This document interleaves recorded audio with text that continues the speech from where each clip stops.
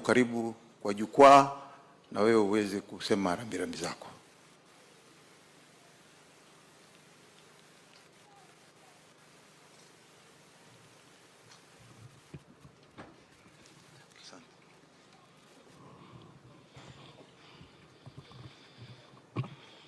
Asante sana. Ndugu yangu Amason Jeffa Kingi na familia yako, ndugu zako na mama wote watatu. Rais wetu wa Jamhuri ya Kenya, Mheshimiwa William Ruto, Naibu wa Rais, Prime Cabinet Secretary, magavana wote mlioko hapa, mawaziri na wabunge wa mabunge yote mawili na mabunge ya ugatuzi, waheshimiwa wananchi. Tumekuja hapa kuleta rambirambi zetu kwa ndugu yetu Amason Jeffa Kingi. Tarehe 3 mwezi jana nilifiwa na mamangu mzazi. Na hawa viongozi wote walioko hapa kutokea kwa rais wetu, hawa viongozi wote na ndugu yangu Kingi walikuja Bungoma kunifariji. Wakati mzee Kingi amelala, my brother Kingi alinipigia simu. Akasema, kama ulifikiri ilikuwa ni wewe peke yako, hata mimi imenifikia. Na tumekuja hapa kwa sababu ya heshima ya familia hii, ya jamii hii, ya wananchi wa Kilifi, kwa sababu huyu mzee amechangia pakubwa katika nchi yetu. Katika hii familia mimi namjua Amason Kingi, tumekuwa naye bunge kwa muda mrefu, na Michael ambaye tulikuja hapa kusaidia kwa campaign akiingia bunge. Ndugu Kingi, kupoteza mzazi ni uchungu mkubwa sana. Hata akiwa umri gani unasikia ile uchungu, kwa sababu ameacha pengo.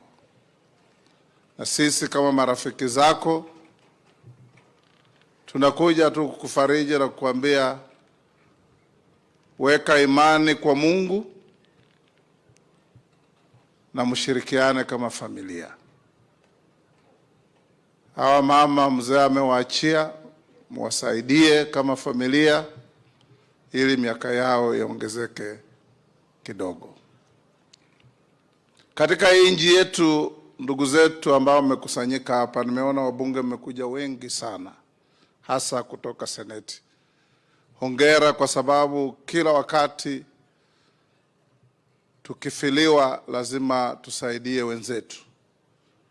Na hapa tukumzika mzee, kule bunge mnajua katika Seneti mlipoteza mwenzenu wa Baringo, hatujamzika. Katika bunge la taifa tulipoteza mwenzetu wa Malava, hatujawazika. So tunawaalika tarehe za kuwazika mjitokeze kwa wingi hivi tutoe heshima zetu. Mheshimiwa Rais, umesikia yale imesemwa hapa, ni yale huwa unasikia kila mahali ukienda Kenya yetu, upungufu wa hiki na kile, na nina hakika serikali itashughulikia. Lile tu kama sisi katika bunge tutachukulia kukusaidia ni lile la mashamba. Nimeona hapa mwenyekiti wa kamati ya mashamba katika bunge la taifa, Mheshimiwa Nyamoko. Mheshimiwa Nyamoko na timu yako, nitawatolea nafasi kwa njia iwezekanavyo haraka, mkuje muongee na wale wahusika, muone vile mambo ya mashamba itatatuliwa namna gani. Msingoje petition ikuje bunge. Be proactive and come and attend to the needs of wananchi. ndugu Mung'aro wakija wasaidie kuwapa ramana zinazotakikana, waonyeshe kule wanaenda na wale watu wanaongea nao, kwa sababu bunge la kitaifa ndilo hutoa mabudget ya kufanya kazi ile tunasema. Pia kwa ndugu zetu wa bunge la seneti, mnajua katika ile bunge iliyopita mimi nilikuwa mwenyekiti wa special committee kuleta mambo ya kugawa pesa, the formula ya kugawa pesa. Na wale tulikuwa nao wakina Ledama hawa na wengine, tulihakikisha hakuna county ilipoteza hata ndururu. It was win-win for all counties. Kwa hivyo mkijaribu kufanya horizontal disbursement of funds to counties, make sure each county lives incrementally. Nobody wants to live by reduction. Hiyo itasaidia kaunti zetu, kwa sababu ile kazi inafanya hata tukiwa na changamoto za hapa na pale, inaleta pesa mashinani kusaidia wananchi, na hiyo tutasaidiana. Kwa ndugu zetu ambao wamekuwa wana champion mambo ambayo yanaleta negative energy katika nchi yetu, kila kitu kifanya wanaona ubaya peke yake. Let's love each other. Let's love our country. Let's use language that bring people of Kenya together. Kama wewe ni bishop, chunga leni yako. Linda mioyo yetu. Kwa sababu sometimes it's very difficult when you rattle people not to answer you back, sometimes in a manner that is not appropriate. Ukisema government is not an advertising agency, it means you have not read the Constitution 2010 of the Republic of Kenya. Kwa sababu the Constitution that we passed says the centrality of this Constitution are the people of Kenya. They must know, they must participate in everything we do. So as a government, you have a duty to continue broadcasting whatever we do to all Kenyans to know, from Vanga to Lokchogio, from Malaba to Lamu. There was a president in Uganda who was not very well educated called Idi Amin.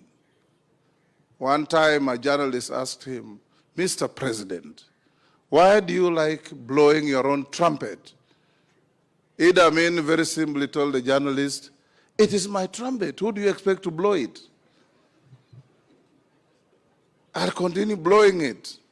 So, Your Excellency, as a person who carries the burden of this country, continue blowing your trumpet, because nobody else will blow it for you. Sisi kama viongozi, nikimalizia, changamoto tulio nayo tunaijua, jawabu zinazowezekana tunazijua, rasilimali iliyoko na upungufu wake tunajua.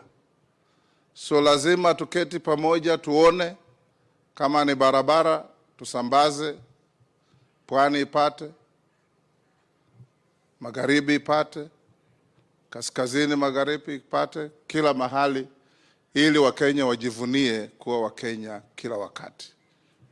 Bwana Kingi, sasa wewe pia ni yatima. You now qualify to queue in Mung'aro's office for bursary. So jikakamue na ndugu zako, sisi kama marafiki zako tutasimama pamoja. Mwisho kabisa, Your Excellency, we want also to salute the collective national effort and national pride that was demonstrated na watu wa Kenya kusupport ndugu yetu Raila Odinga to become the chair of the African Union Commission. We all worked together. It was not a one-man race, and there are always two sides to a contest. Some you win, some you don't. But you hold your head high, because your resilience is not judged by how long you remain on the ground after falling, but how quickly you come up. Na sisi kama Wakenya tutaendelea kujaribu. Your Excellency, in the past years, you remember, we got Mahabuba as the first Secretary General of IGAD from Kenya. Collective effort. We got Justice Joyce Alwoch as the first Kenyan judge at The Hague. Collective effort. We got Mukhisa Kitui as the Secretary General of UNCTAD. Collective effort. We'll continue pushing Kenyans to international space to support our image and to support our country. So wale ambao walisema at our brothers not winning is a blessing in disguise, may God look at them differently. Because that kind of colors indifference to a national cause is very unpatriotic, to say the least. Ndugu Kingi na familia, Mungu aweke mzee mahali pema mbinguni, na kwa kanisa tunashukuru sana.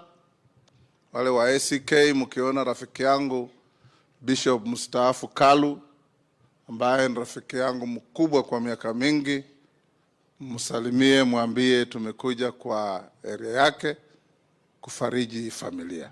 God bless you, and let's love each other and let's love Kenya.